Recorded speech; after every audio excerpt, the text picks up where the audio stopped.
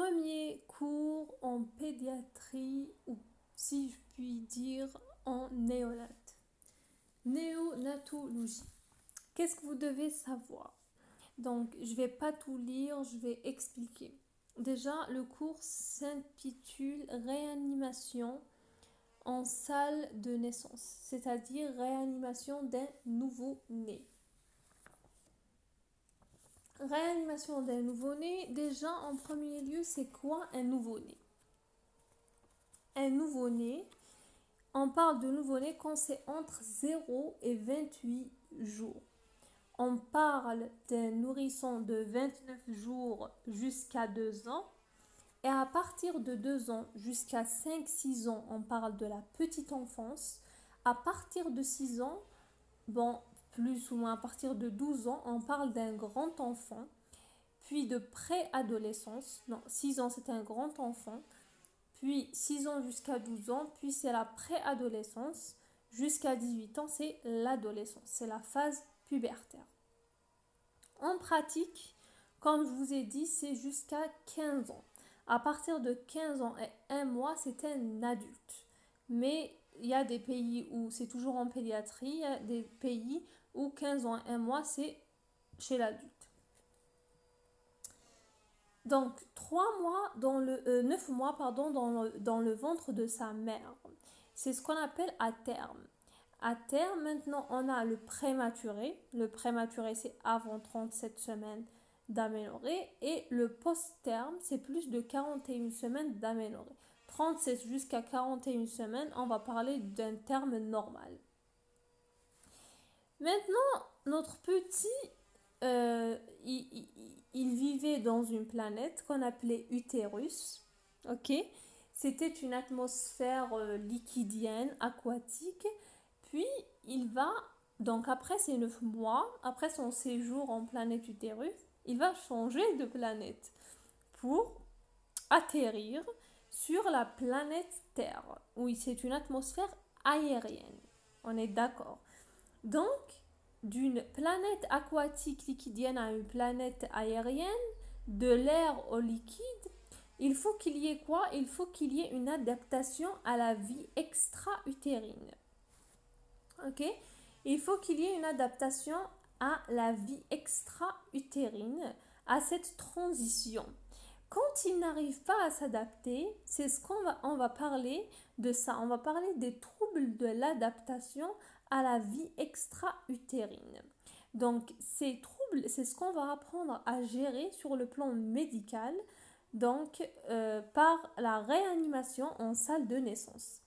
Des fois, il faut réanimer, des fois, il faut assister le nouveau-né à la vie extra-utérine.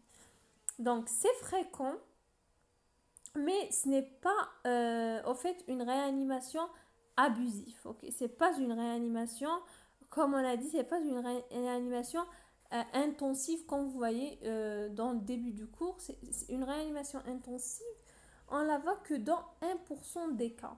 C'est-à-dire, c'est vrai que c'est fréquent quand même, mais ce n'est pas une réanimation abusive. C'est pas dans le sens où on va intuber ou on va faire un massage cardiaque. C'est juste dans 1% des cas seulement où on a le besoin de cette manière intensive de donner l'oxygène, de faire un massage cardiaque, d'intuber, de ventiler, etc. 10% des réanimations sont simples, c'est-à-dire elles n'ont besoin que d'un peu d'oxygène, de tapotage, etc. Des fois, ça peut tourner mal, hein. Des fois, ça peut tourner mal, surtout dans l'intensive. Euh, voilà, et puis le pronostic dépend de la qualité de la prise en charge. Il faut éviter, surtout le pronostic sur le cerveau. Le cerveau, c'est tout ce qu'il y a d'important chez le nouveau-né. Donc, pour que le nouveau-né naisse normal, faut une grossesse normale, ok, sans complications chez la femme, chez la maman et chez le fœtus aussi. Des fois, la femme enceinte peut faire une éclampsie, un diabète, ok, une HTA, ce qui va risquer l'enfant à ne pas s'adapter. La réanimation est cardio-respiratoire. Au fait, la réanimation cardio-respiratoire, c'est un cours à part, ok, c'est le syndrome de détresse respiratoire et tout. Vous allez le faire à part, tout ce qui est réanimation cardiaque et respiration, okay, cardio-respiratoire. Là, dans ce cours, c'est une réanimation pour assister le nouveau-né à s'adapter à la vie extra-utérine. Voilà, donc il y a des priorités. D'accord. Comme ça, il y a des priorités. La première est la réanimation respiratoire. Toujours, toujours, toujours, toujours. Le premier organe à libérer, c'est les poumons. Ok. Sinon, le cœur ne démarre pas. Rien ne démarre. Il faut d'abord assister l'appareil respiratoire. Heureusement, maintenant, il y a la ventilation non invasive, le surfactant. Et pour prévenir, il faut toujours surveiller une grossesse à haut risque. Par HTA, par rupture prématurée des membranes, etc. pour limiter les dégâts. On va commencer par l'adaptation extra-utérine. Comme j'ai dit, adaptation respiratoire toujours en premier lieu. Ça nécessite 3 phénomènes qu'on va voir, le A, le B, le C. Le A, c'est la respiration. D'abord, c'est les poumons. 2, c'est la circulation sanguine. 3, c'est la thermorégulation. Donc, retenez poumons, air, cœur, sang et puis température. Donc, 1, le poumon. Le poumon, c'est la priorité. Donc, en intra-utérin, le fœtus respire. Il a des mouvements respiratoires et c'est des mouvements respiratoires qui ne sont pas efficaces. On parle de mouvements comme c'est écrit à la naissance. Donc, avant, c'est pas efficace. C'est inefficace, c'est intermittent. Qui sont intermittents donc, qui sont inconstants. Ce n'est pas pour respirer, mais c'est une respiration résiduelle. C'est une respiration qu'on appelle d'entraînement. Dès la 12 voire 15e semaine d'aménorrhée, à peine il est à quelques mouvements. Il est à quelques millimètres déjà. Lui, il est à quelques millimètres, il est petit. Donc, voilà, il va faire ses respirations intermittentes d'entraînement dont on a parlé. À partir de la 17e semaine d'aménorrhée, il y a la sécrétion du liquide pulmonaire par la maman. Le liquide pulmonaire, c'est quoi? Le fœtus, son arbre pulmonaire est rempli d'un liquide. Pas comme nous, on a un arbre respiratoire vide, rempli d'air. Ce liquide pulmonaire, chez lui, quand il passe à la vie extra-utérine, il doit l'évacuer pour pouvoir respirer, pour être comme nous. Mais quand il est fœtus, ce liquide, il est indispensable à la maturité pulmonaire. Quand il est fœtus, il a besoin. À la naissance, il doit le rejeter. Il doit l'évacuer. Ok, donc ça c'est à partir de 17 semaines d'aménorrhée, c'est la sécrétion de ce liquide important. Puis à partir de la 24 semaines d'aménorrhée jusqu'à la 34 semaines d'aménorrhée, voire plus, il existe une synthèse et un stockage du surfactant. Le surfactant, c'est une protéine qui est synthétisée par le pneumocyte 2. Et son effet, c'est d'avoir une surface d'échange de poumons. C'est une éponge en fait. C'est une éponge pleine de pores, c'est des alvéoles. Il se ferme et il devient fine, comme l'éponge. C'est le collapsus alvéolaire. C'est comme ça, c'est l'éponge qui se ferme, c'est le collapsus alvéolaire. Pour que les pores soient tout le temps ouverts, donc pour qu'il y ait une surface grande, le surfactant va tapisser les surfaces alvéolaires. Chez l'adulte aussi, c'est toujours ouvert. C'est pas le surfactant, c'est le surfactant qui laisse ses alvéoles toujours ouverts pour qu'il y ait une grande surface. Donc 24 semaines d'aménorrhée, il commence à être sécrété. Mais c'est à 34 semaines d'aménorrhée qu'il y a maturation pulmonaire.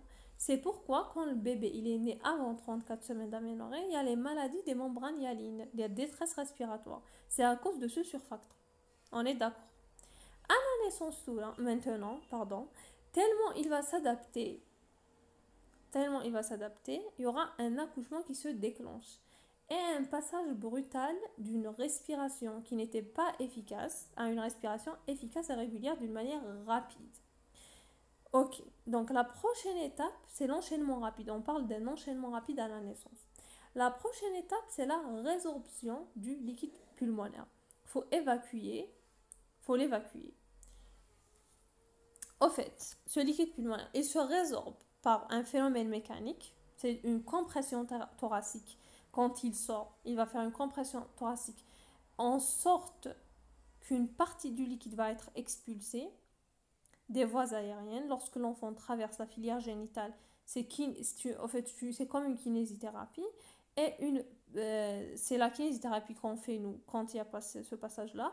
Et une partie va être résorbée passivement par les catécholamines maternelles quand il y a le passage à travers la filière génitale. C'est pourquoi c'est très important.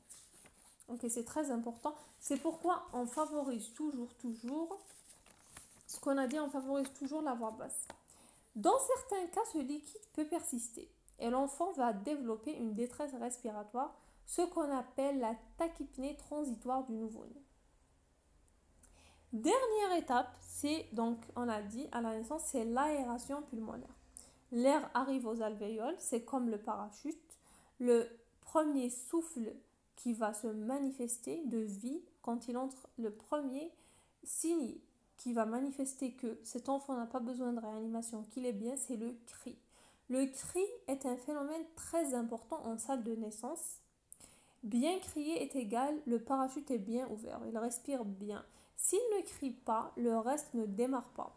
Donc là, mise en route de la circulation pulmonaire qui va s'exprimer par une baisse rapide des chutes de résistance vasculaire.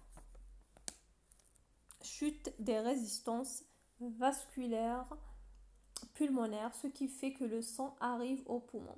Lorsqu'il est fœtus, les résistances elles sont importantes en fait. Au niveau du poumon, quand il est petit, il n'a pas besoin d'air, donc les résistances elles sont importantes pour que le sang n'arrive pas en fait, parce qu'il est déjà nourri par le sang de la maman. Dès qu'il y a aération, le surfactant il va se mettre en place autour des alvéoles pour maintenir les alvéoles ouverts. Est-ce qu'on est d'accord? J'espère qu'on est d'accord pour cette étape, c'est important. Donc, étape clé pour le poumon, in utero, vous avez 12-15 semaines d'améliorer, c'est la respiration d'entraînement qui n'est pas efficace. 17 semaines d'améliorer, c'est le liquide pulmonaire. 24 semaines à 34 semaines d'améliorer, c'est le surfactant. À la naissance maintenant, on a le passage brutal d'une respiration régulière efficace. Passage brutal à une respiration régulière efficace, résorption du liquide pulmonaire, aération pulmonaire, cri, résistance vasculaire pulmonaire qui vont baisser et un effet tensioactif du surfactant.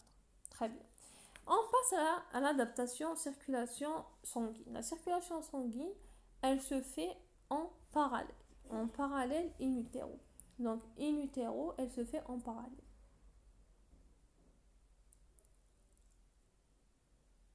Le sang rouge et bleu marchent ensemble.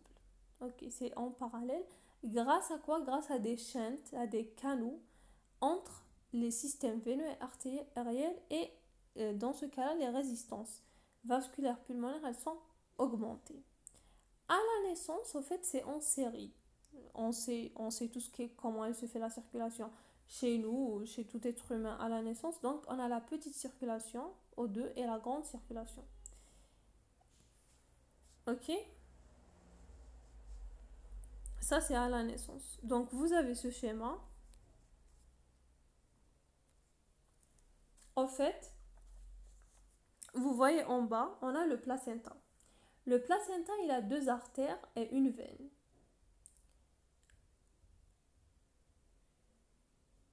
Vous savez, j'espère que le placenta, c'est votre frère jumeau. Ok? Il a c'est en fait les mêmes étapes embryologiques pour le placenta et pour le fœtus. Donc le placenta, il a tout ce que le fœtus a. Le placenta, là aussi. Question gène, question tout. Donc vous avez 2 artères et une veine au niveau du placenta. Vous avez la veine ombilicale au centre. Vous avez donc 2 artères qui irriguent la veine ombilicale. C'est ça qui va assurer l'oxygénation, la nutrition, la stérilisation du fœtus et tout. Tout est assuré par les artères ombilicales. Et on a une veine. Il y a le shunt vers la veine cave inférieure. Il y a le canal venosus vers le foie. Il y a le canal artériel, le canal vers l'oreillette droite. Le canal venosus que chez le fœtus. Tous ces canaux-là, c'est en parallèle. Puis l'oreillette droite vers le ventricule, vers les 2 ventricules droit et gauche, l'artère pulmonaire. Puis on a l'O2, l'oxygène qui nourrit les poumons, le fœtus. Donc là, les résistances vasculaires pulmonaires sont augmentées. Il y a juste un peu de sang qui arrive au poumon. car ils ne sont pas fonctionnels jusque-là. Les poumons du fœtus ne sont pas fonctionnels, donc les résistances vasculaires pulmonaires sont élevées. Et on a vers l'aorte, il y a le shunt canal artériel que chez le fœtus aussi, qui vont se rencontrer en postductal, c'est-à-dire à la partie inférieure. Préductal, c'est la partie supérieure. Donc on a la partie postductale, c'est la partie inférieure, et la partie préductale, c'est la partie supérieure. La partie préductale, en fait, c'est quoi? C'est le bras droit et le cerveau. Ductal, c'est quoi? C'est par rapport au canal artériel. Postductal, c'est purement oxygéné. Et préductal, ça peut être mélangé. Ça, pourquoi je vous parle de ça? Vous allez en avoir besoin dans le cours de la cyanose néonatale, on va le faire par la suite. Donc, à la naissance, le cordon, il est coupé. Ok, il est coupé.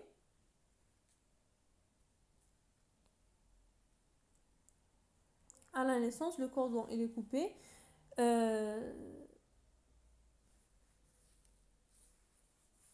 On a une zone à grande pression et une zone à basse pression. Donc, il y a la baisse des pressions au niveau du cœur droit. Ça va être une zone à basse pression et la gauche va devenir une zone à haute pression. Il y aura fermeture des shunts, foramen ovalaire et tout. Pour le canal artériel, il se ferme aussi. On a donc le ventricule droit, un shunt bidirectionnel, il se légalise. Quand il reçoit beaucoup d'oxygène du ventricule gauche, oxygénation, il s'arrête et il se ferme. C'est comme ça qu'il se ferme le canal artériel. L'artère pulmonaire, donc à gauche, c'est plus élevé. Au début, donc il est en hypoxie, puis il devient un ligament qui va maintenir les deux artères. Le canal artériel, donc. C'est comme ça qu'il se ferme. Et les résistances vasculaires pulmonaires vont chuter. Donc, il y a une aération. Donc il y a les deux circulations s'installent, petite et grande. Pour ce qui est de la thermorégulation, je vais donner un petit mot. Donc attention au fait à l'hypothermie. Quand c'est des petits poids de naissance, c'est-à-dire moins de 2,5 kg, soit prématurés ou en retard de croissance, c'est très très important de faire attention en fait chez tous les nouveau-nés à la thermorégulation.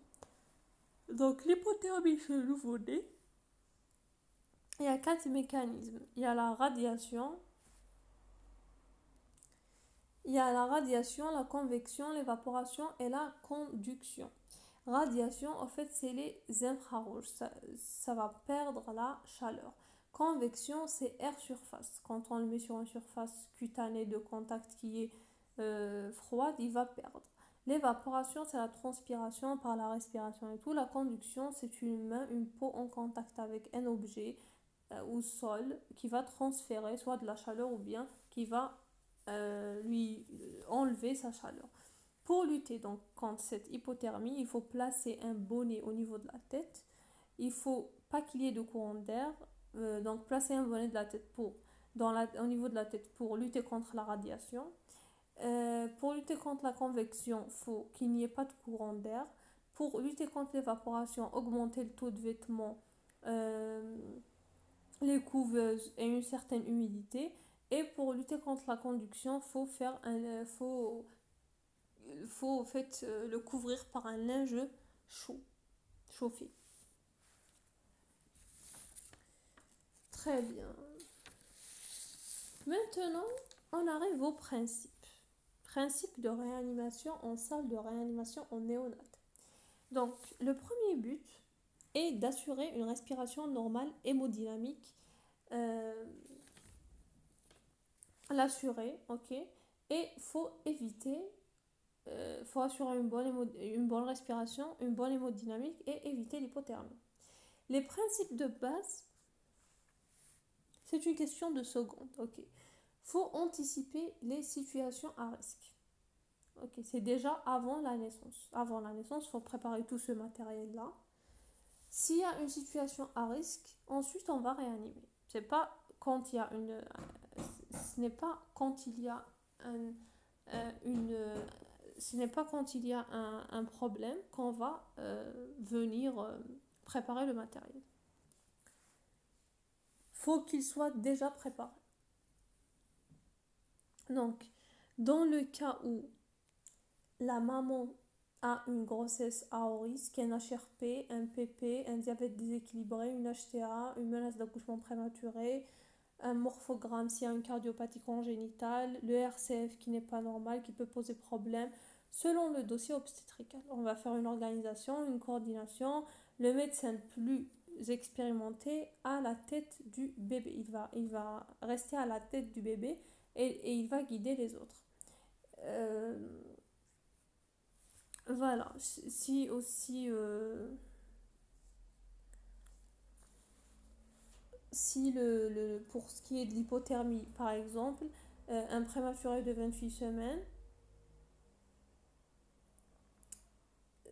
pour vous donner un exemple, un prématuré de 28 semaines, quand on le laisse dans une salle 25 degrés, pour lui, c'est comme s'il était nu au pôle Nord.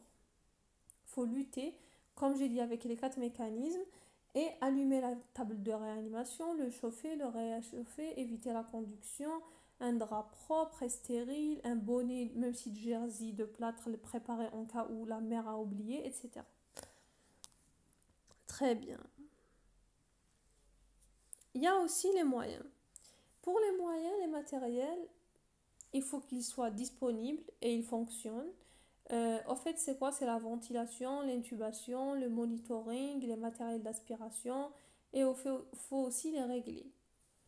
Déjà, il faut une table de réanimation, une rampe chauffante, un capteur pour la température cutanée, la saturation O2, une minuterie, l'aspiration, les chronomètres, toutes les 30 secondes. C'est une question de secondes, comme je vous ai déjà dit.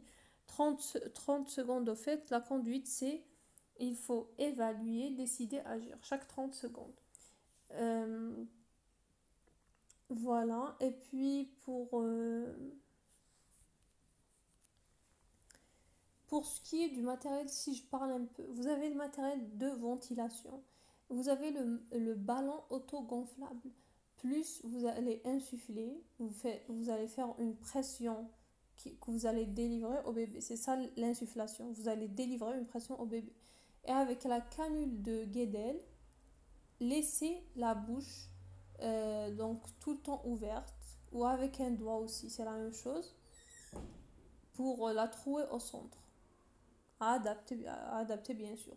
Vous avez l'O2. L'O2, il faut savoir qu'il est néfaste pour le poumon. Ok. On le donne jamais à 100%. On le donne à 21%. C'est la nature. Il faut donner l'O2 à 21%. C'est comme ça, à l'état naturel, l'O2 il est à 21%. Avec un mélangeur RO2. C'est à 21% qu'on commence toujours, puis on augmente 30-40. L'O2 il est toxique chez le nouveau-né. Néopuff. Le néopuff, c'est quoi au fait? Vous voyez ici, néopuff, c'est il va donner une pression inspiratoire, à inspirer, P+, puis on a une pression expiratoire, P-, pour éviter le collapsus au fait alvéolaire. Quand le problème est au niveau du poumon ou bien du surfactant. Voilà, le néopuff, il vient contre le collapsus. On a le matériel d'intubation, vous avez une lame droite, c'est l'anatomie au fait, c'est par rapport à l'anatomie. Du laryngoscope, ok, nasotrachéal, ok, la placer en moustache et tout. Ça, c'est pas important. Sonde fonctionnelle, selon le poids particularité, sont ballonnés. Pourquoi sont ballonnés? La sonde sont ballonnée parce qu'il y a un risque qu'elle éclate, qu'il lui éclate la trachée. Elle est très mou chez le nouveau-né. Et on a aussi les médicaments, comme par exemple l'adrénaline. En fait, il n'y a pas beaucoup de médicaments. Si le cœur ne fonctionne pas, naloxène, morphinique, c'est comme l'anesthésiant. Euh, C'est tout comme médicament. En fait, plus le sérum salé, isotonique et glucosé, s'il y a un risque d'hypoglycémie. Voilà. La conduite, je réanime ou pas? Déjà, je vais évaluer est-ce que l'adaptation du nouveau-né à la vie extra-utérine, elle est adéquate. Premièrement, le cri. Pas de cri, le poumon ne respire pas bien. Prématuré, je ne cherche pas à comprendre, je réanime. C'est une poupée de chiffon, tonus, flasque, liquide clair amniotique. Est-ce qu'il est méconial? Le méconial, c'est le caca du fœtus. Donc, il a le risque d'inhaler, le risque de l'inhalation méconiale. Ça détruit les poumons. Ok, donc, voilà. Donc, c'est les 4 questions. Si c'est bon, c'est bon. Sinon, je réanime. Faut pas couper au fait aussi précocement le cordon ombilical. Pourquoi? Faut attendre 1 minute. Sinon, il y a un risque d'anémie. Parce que durant cette 1 minute qu'on doit attendre, il y a un passage de masse sanguine. Sinon, si on le coupe précocement, on va clamper 30% de la masse sanguine qui va être perdue. Aussi, il faut le donner à la maman. Les microbes de la maman et tout, c'est important. Il faut qu'il y ait un contact important. On a le score d'Apgar. Le score d'Apgar, c'est la fréquence cardiaque, la respiration, le tonus, la coloration et la réactivité. Il faut apprendre ça. Et il y a une astuce pour apprendre, c'est caresse ton col rouge. Caresse, le C, c'est pour fréquence cardiaque. Ton, c'est tonus. Col, c'est coloration. Rouge, respiration et réactivité. Caresse ton col rouge. Bon, le score d'Apgar, on l'utilise qu'à titre indicatif. Apgar, c'est pour l'évaluation. La réanimation, c'est pas Apgar qu'on utilise. Apgar, c'est la qualité d'adaptation à la vie extra-utérine. C'est plus question, elle permet la mise en route en réanimation. Apgar, c'est pour l'évaluation, je vous ai dit, à 1 minute, à 5 minutes et à 10 minutes. 5 à voire 7 minutes, pardon. Quand il est inférieur à 7, à la 5e et tout minute, c'est un mauvais pronostic, c'est un risque de séquelles cérébrales. Voilà, si une question elle est défavorable, on va réanimer. Maintenant la décision. La décision déjà, dans tous les cas, on va sécher, réchauffer, stimuler. Ok.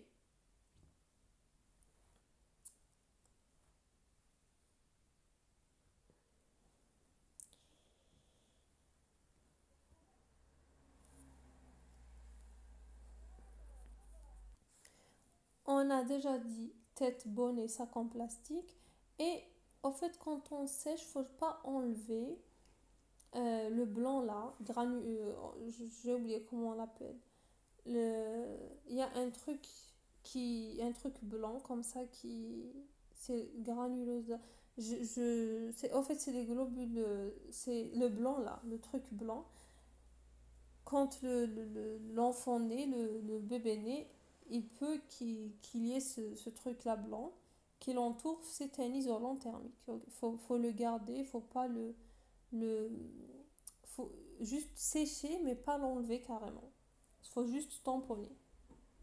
Mettre dans la tête un bonnet, un sac en plastique et on va faire la stimulation sans le traumatiser, frotter le dos ou les pieds, des petites synchinodes et réchauffer à tout moment bien sûr.